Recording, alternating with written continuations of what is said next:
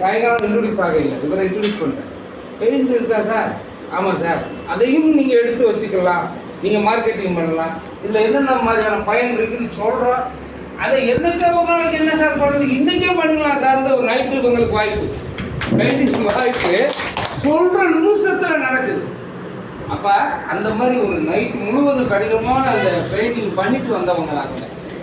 கிட்டத்தட்ட எத்தனை மணி வரைக்கும் சார்? 4:30 மணி ஆயிடுச்சு. 5 மணி வரைக்கும் சாரோட ரூமில் அந்த ஹோட்டலில் பெயிண்டிங் பண்ணிட்டாங்க. இன்னைக்கு அந்த வேலை தொடர்ந்து நம்ம ஆர்சிஎம் பெயிண்ட் தான் நடந்துக்கிட்டு. எதையுமே ஒரு சுவையை அறிஞ்சு பார்க்கணும் அப்படின்னா, அப்படியே அந்த சுவை எப்படி சார் இருக்கும் அப்படின்னா, அதை தேடுறதை விட்டுட்டு அந்த இடத்துல அதை ருசித்து பார்க்கணுன்ற அந்த ஒரு ஊக்கமும் ஆக்கமும் நம்ம மனசுக்குள்ள தோணுச்சுன்னா, இந்த ஆர்சியம் அப்படித்தான். இந்த 50 லட்சம்ன்றத நாமளும் ருசிக்கலாம். 50 லட்சம்ன்றது ஒரு ருசியா வர்ற ஒரு தருணம் வெகு தூரம் இல்லை, நம்மளுக்கு பக்கத்திலே இருக்கு. அப்படின்ற அந்த இலக்கை நோக்கி நாம் பயணிப்போம். அடுத்த ஒரு கூட்டத்தில் வெற்றியாளராக நாமளும் நிற்போம்ன்ற அந்த ஒரு மன உறுதியோடு நாம் மீண்டும் இணைவோம், செயல்படுவோம். பல வெற்றிகளை கடந்து நம்ம அநேக நபர்களுக்கு அந்த வாய்ப்புகளை கொண்டு போய் சேர்க்கணும். அதி உன்னதமான பணி, அதிக நன்மை தரக்கூடிய பணி, அதிக சுமை இல்லை. அதாவது வேற மாதிரியான ஒரு அந்த சாரம் அழகாக இருக்கு. இதில் வஞ்சமும் பஞ்சமும் இல்லை, நெஞ்சை வாட்டிடும் கவலைகள் இல்லை. அந்த பாட்டை கேட்டு பாருங்க.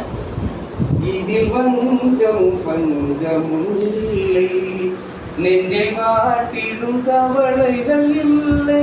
அந்த பாட்டை யதார்த்தமா பார்த்தேன். ஒரு துன்பம் இல்லை, இனி துயரம் இல்லை, நாம் சோகம் இல்லை.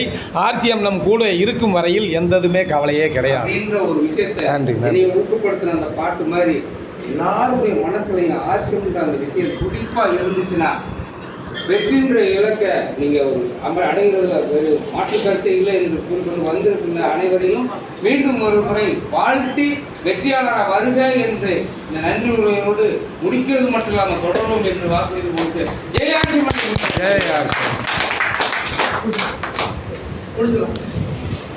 மன்னிக்கிறேன். நிறைவு பெற்ற பிற பேசக்கூடாது. ஆனால் என் உள்ளத்தை தூண்டி விட்ட உங்களுக்கு கோடான கோடி நன்றி. ஆண்டி வெட்டி சார், எம்என்எல் சரவணன், மீனாட்சி பவன் சைவ ஹோட்டல் ஓனர் ஆகிய சரவணனுக்கு, அவருடைய மனசாட்சிக்கும் கடவுளுக்கு நான் முதல்க்கு நன்றியை தெரியப்படுத்திக்கிறேன்.